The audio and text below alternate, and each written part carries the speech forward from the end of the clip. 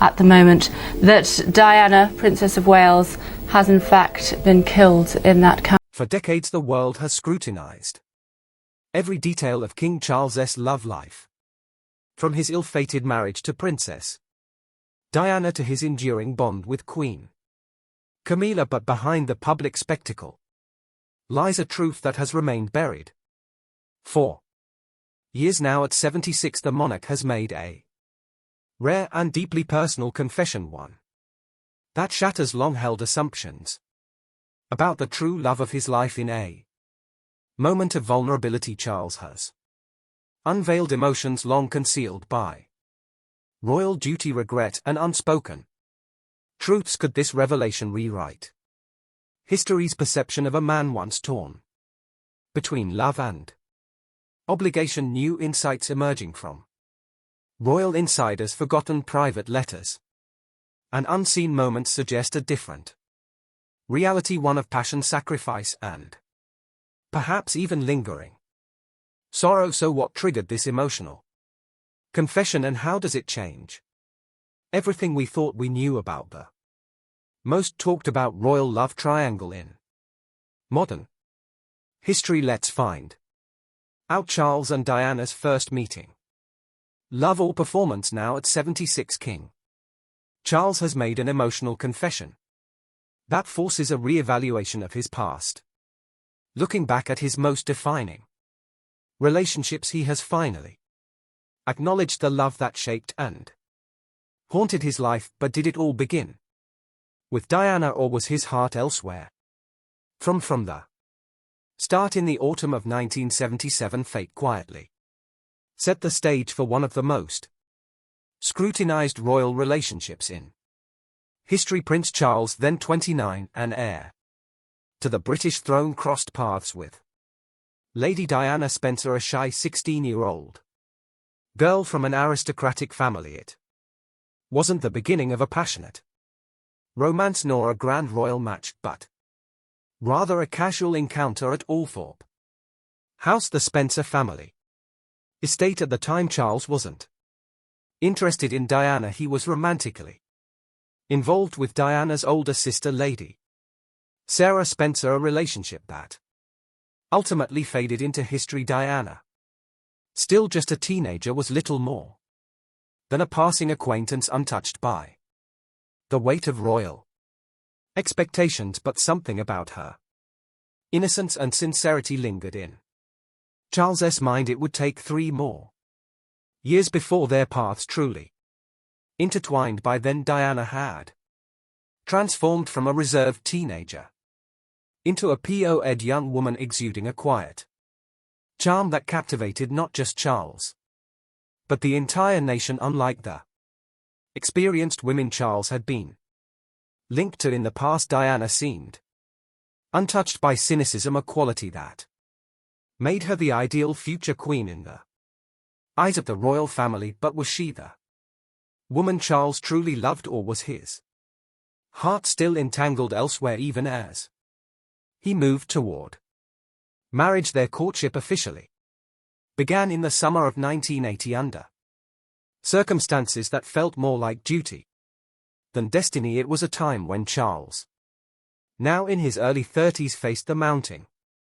pressure to settle down. His bachelor status had long been a subject of public speculation, and the royal family was watching closely as he entertained potential brides. Diana seemed perfect, aristocratic, graceful, untouched by scandal. More importantly, she was adored by the public, and yet for a brief moment their relationship carried glimpses of warmth. Charles, typically reserved, found himself drawn to Diana's ability to connect with people, a trait seen he himself struggled with. One of the earliest displays of affection came during a polo match, when Charles placed a reassuring hand on Diana's back as they navigated the growing crowds. It was subtle, almost imperceptible, but it was a glimpse into a dynamic that the world would later dissect endlessly. But was it love, or was it performance? Behind the carefully curated public moments, tensions were already forming. Charles was a man deeply entrenched in duty shaped by a lifetime of royal expectations. Diana, on the other hand, was a young woman still discovering herself. Unaware of the storm she was stepping into, there were private glances, hushed conversations, and moments of tenderness. But was it love, or was it the weight of royal expectation pulling them together? They were two people caught in the tides of royal expectation, and history would prove that love alone would not be enough to hold them together. Now, decades later, Charles's emotional confession at 76 sheds new light on those early years. Did he ever truly love Diana in the way the world wanted him to, or was his heart always yearning for another, even as he moved toward the altar the world once believed in their fairy tale? But Charles's revelation now raises a painful question: was Diana ever really the love of his? Charles's string of previous scandalous relationships with older, more experienced women, Diana was seen as the ideal match. The young woman with her shy demeanor and genuine warmth captured the hearts of a nation, and in her they envisioned the perfect future queen. Unlike the others, Diana was perceived as someone who could embrace the role of future queen without controversy. Their courtship was brief but highly publicized. Diana was often seen accompanying Charles at royal engagements, smiling for cameras as the press speculated about an impending proposal behind the palace walls. However, the prince, though deeply respectful of Diana, remained emotionally guarded. His affections were displayed in small, measured gestures, like placing a guiding hand on her lower back as they navigated crowds, or offering a reassuring glance during public appearances. Diana, by contrast, was open, with her emotions expressing genuine admiration for the man she believed she was falling in love with. These were fleeting moments, but they were enough to convince the world that a love story was indeed unfolding. But was Charles truly falling in love with her?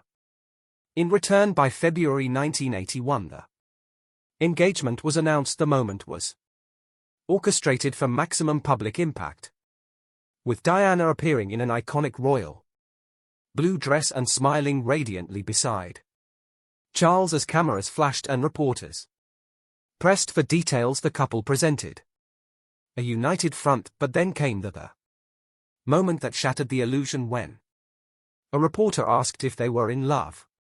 Diana responded enthusiastically, of course. Charles's reply, whatever in love means, it was a statement that would haunt him for the rest of his life. At the time, some dismissed it as an awkward moment, but in hindsight it revealed something far deeper and emotional: detachment that foreshadowed the struggles ahead. Now, at 76, Charles' emotional confession forces reflection on this critical juncture. The engagement had been presented as the start of a perfect union, but was it truly built on love, or was it simply the fulfillment of royal duty? Did Charles ever believe Diana was his one true love, or was he already longing for someone else? Diana had openly expressed her admiration for Charles, yet his affections for her remained measured and seemingly withdrawn, as though it was shaped by the weight of expectation rather than deep emotional connection. Despite the email distance between them, there were moments of tenderness. Charles, though often reserved, displayed a fondness for Diana. In private settings, he would sometimes place his hand on hers during quiet conversations or send handwritten notes expressing admiration for her growing confidence in the public eye, a gesture that suggested at least some level of admiration. But even these small gestures felt overshadowed by an undeniable truth: Charles's heart had always belonged elsewhere. As history unfolded, the engagement that once symbolized hope would instead become the beginning of a far more complicated Journey now decades later. Charles S. Reflections bring new depth to those early days decisions and the painful truth about the love he could never fully claim, shedding light on a relationship that was never as simple as the world once believed. Royal wedding, the perfect illusion. At 76, King Charles' emotional confession sheds new light on what was once celebrated as the wedding of the century. Was it ever truly a love story? Or was it a carefully orchestrated spectacle masking deeper truths? On July 29, 1981, the world stood still as Prince Charles and Lady Diana Spencer exchanged vows in what was hailed as the wedding of the century, with over 750 million people watching across 74 countries. The ceremony was not just a personal union but a moment of historical significance. St. Paul's, the complexities simmering beneath the cheers from the crowd were deafening as she arrived at the cathedral, her eyes momentarily meeting Charles's as she walked toward him. It was a moment of undeniable grandeur. But what did he feel in that moment? Love?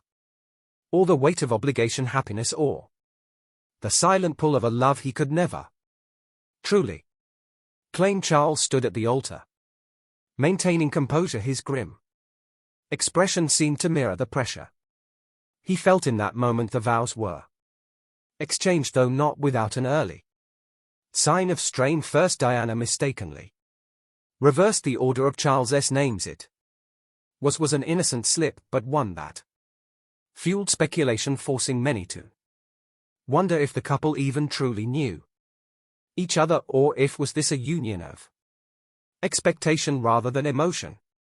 Meanwhile, Charles notably omitted the promise to obey his wife, a departure from royal tradition that some saw as progressive but others read as a quiet statement about power dynamics in their marriage. For the outside world, these were mere small forgettable details, easily overlooked in the grandeur of the day, but for those attuned to the deeper intricacies and norms of royalty, these errors were loud and telling. The grand spectacle continued with the carriage ride back to Buckingham Palace, where another historic moment awaited.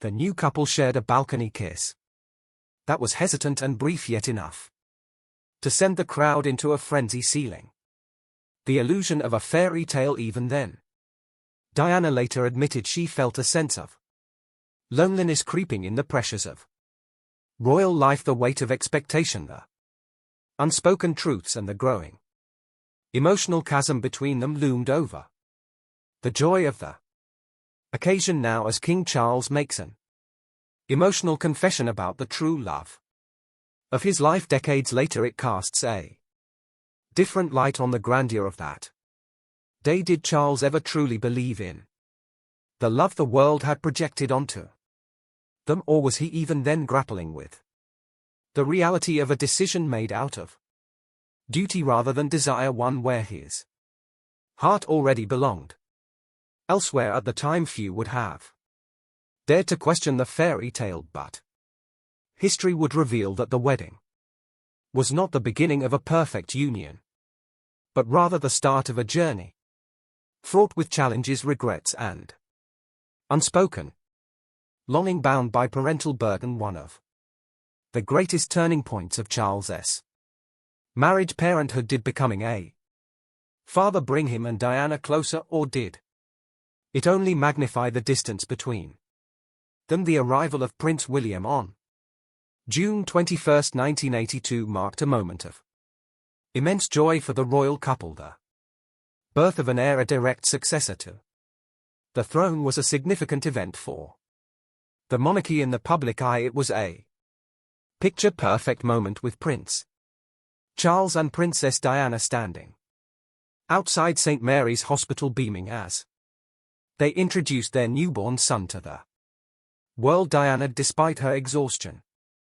radiated warmth, while Charles the reserved showed visible pride. There was an undeniable moment of affection as he placed his hand on Diana's back, a rare public gesture of tenderness. For a brief moment it seemed as though their marriage had found a renewed sense of purpose 2 years later. On September 15, 1984, Prince Harry was born. If William's birth had been a public spectacle of royal continuity, Harry's birth carried a more intimate, deeply personal weight for Diana. She later described him as her little Spencer, alluding to his resemblance to her side of the family.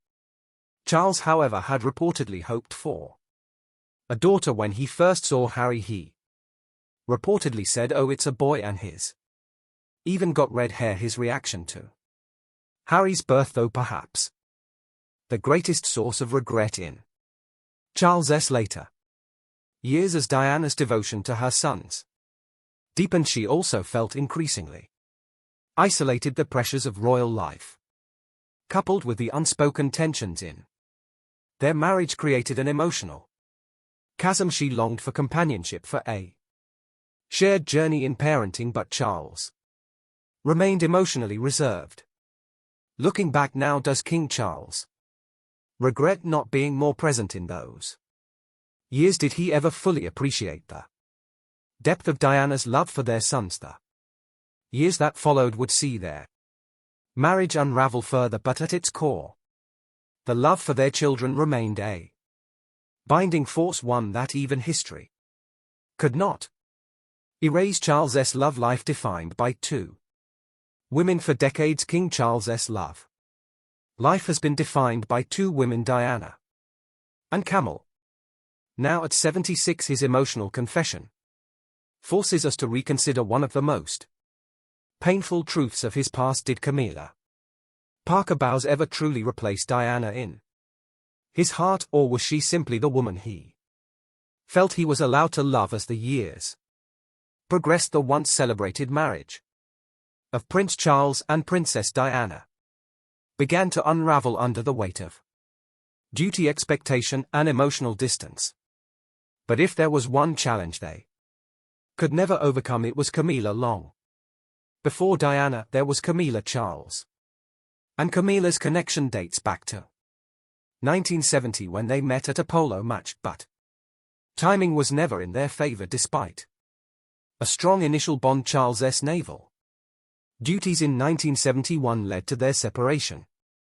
Camilla went ahead to marry Andrew Parker Bowles in 1973, leaving Charles reportedly heartbroken. Yet even as their lives moved in different directions, their connection never truly faded. Despite both being married, Charles and Camilla rekindled their friendship in 1978. By 1986, their bond had grown into something more. Charles, though married to Diana, was reportedly involved with Camilla in a way that went beyond mere friendship, and Diana knew it. She later admitted that she had sensed the emotional distance from the start. The whispered phone calls, the knowing glances, the subtle but undeniable presence of Camilla in her husband's life. In 1989, Diana confronted Camilla about the affair, telling her, "I know what's going on between you and Charles I. Just want you to know that I know this." Confrontation led to no closure, and Diana was left heartbroken. Camilla wasn't going anywhere.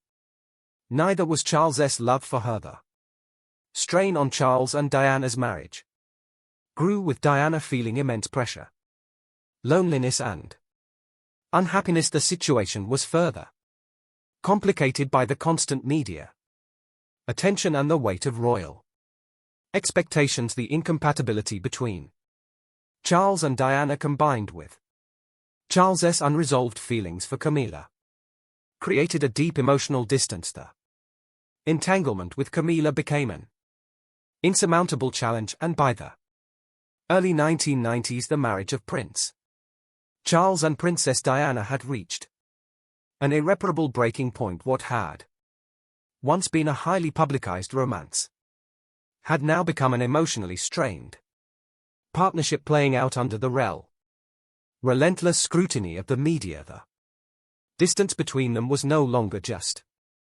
symbolic, it was a reality that neither could ignore. By 1992 their official separation was announced for the monarchy. This was a scandal of historic proportions for Diana. It was an emotional battlefield she had fought alone for years. The final blow came when Diana sat down for one of the most explosive interviews in modern royal history, her BBC Panorama interview, where she openly discussed the pain and betrayal within her marriage. Her statement, "There were 3 of us in this marriage, so it was a bit crowded," became one of the most defining quotes of the royal saga. The public sympathy leaned heavily toward her, further complicating Charles's position. The monarchy, once revered for its mystique, now faced an unprecedented crisis of image and trust. The legal divorce was finalized on August 28. They interacted with the public in the way they defied royal traditions, and perhaps deep down Charles knew she had changed him too. Now at 76 years old, Charles finds himself reflecting on a lifetime of choices, duty, and love, and his confession has left the world stunned. New insight suggests a more complicated truth. Those closest to the king say that in private moments his emotions slip through the cracks, a solemn expression when Diana's name is mentioned, a realization that Diana's presence has never truly left for all his enduring love for Camilla. Diana remains the one presence he cannot escape. Now at 76, King Charles has finally spoken words that have left the world stunned. For decades he has remained measured, composed, never allowing the world to know the depth of his regrets, but those closest to him say that in private his emotions have surfaced. "I loved her," a simple phrase, one that perhaps should have been said long ago. Was it a confession of guilt, of longing, of a love that was never fully realized until it was too late, or was it merely the words of a man looking back at a life that could have been different? Perhaps Diana truly was the love of his life, the one he never fully understood until she was gone. Perhaps Camilla was the woman he was allowed to love, but Diana was the woman who forever defined his heart. We may never know the full truth, but one thing is certain: King Charles's emotional confession at 76 has reignited the debate over the most complicated love triangle in royal history. Share your perspective in the comments below. We hope you found this video interesting. Don't forget to like, share and subscribe to our channel for more. Thank you so much for watching, and see you in the next video.